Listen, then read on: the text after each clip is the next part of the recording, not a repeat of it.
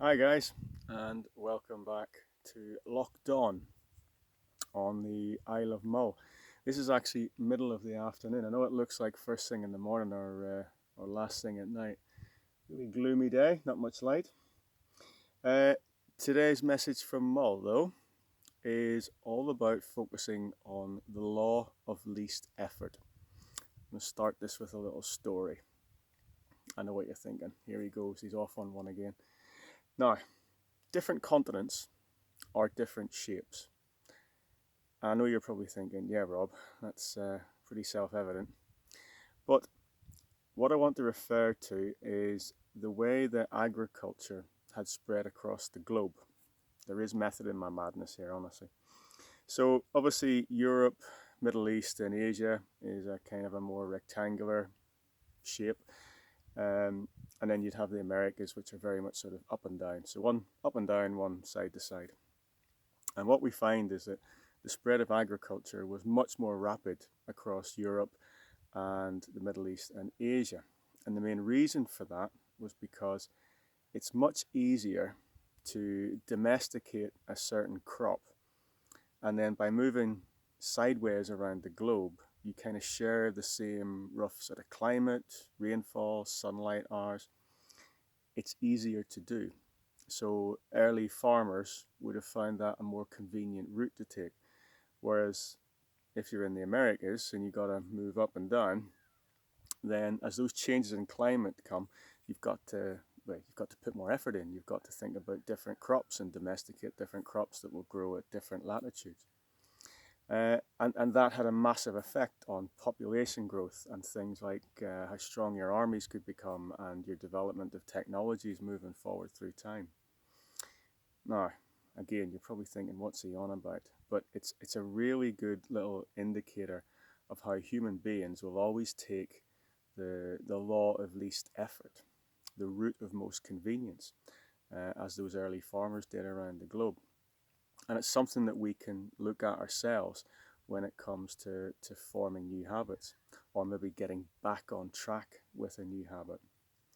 So, although we often think that it takes a lot of motivation to start a new habit, the real motivator that we have sort of inherently within is to be lazy. And we always sort of choose the path of most convenience. So when it comes to maybe restarting, say, a gym program or an activity program, or maybe getting back on track with a diet that may have gone a little bit awry over the summer, for example, the best thing is to start small and make it easily achievable. So, for example, if you set yourself a goal of walking 5 kilometers every day, that might be okay for the first couple of days. But what may find then is in day 3, 4, 5, the energy and the motivation it takes to achieve that can sometimes be a little bit overwhelming. And that's why so many people fall away. Whereas if we were to set ourselves a target to begin with of walking half a kilometer every day, you probably find that you could achieve that relatively easy for a couple of weeks and then start gradually increasing. So small battles win the war in a nutshell. And we see this really in modern life. If you look at any sort of activity where you spend a lot of time, it's been engineered over time to make it as easy as possible for you.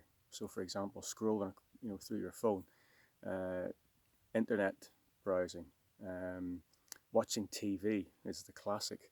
It's all very easy for us. It's all at the flick of a switch or the press of a button, or now it's just move your finger across the screen. And those activities that have been engineered to be really easy for us are the things that we tend to gravitate towards. The obvious issue with these sort of things is they don't burn up any calories.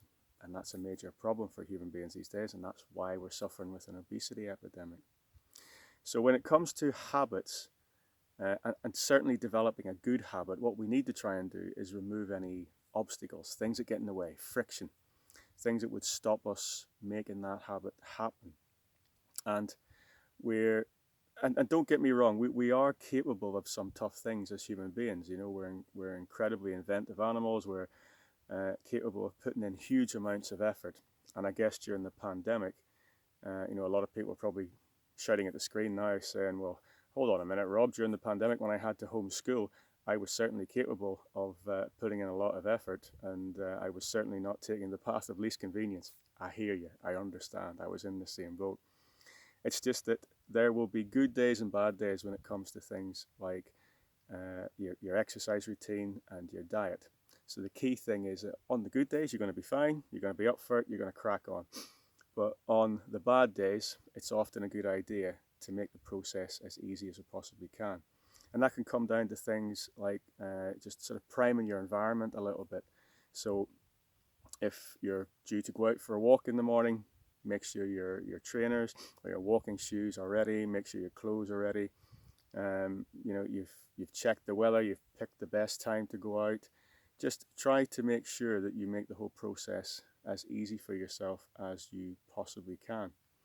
And start small, remove as much friction as you can, and that should give you a much better chance at developing the habit. And then once it becomes a habit and it's formed and encoded in your mind, then that's the time to start gradually increasing, but slowly, stealthily. And you hardly even notice it then if you gradually add on the distance, for example, on your walk, and within maybe a month or two, you'll be up to your 5 kilometers, doing that every day, and the energy and the motivation required to make that happen will be less.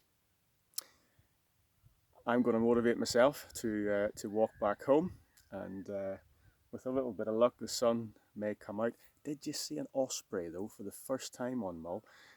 So it has been worth coming out, and I hope you guys have a good day. Sorry it's so dark. Hopefully I'm in there somewhere, and take care. I'll see you next week. Bye bye.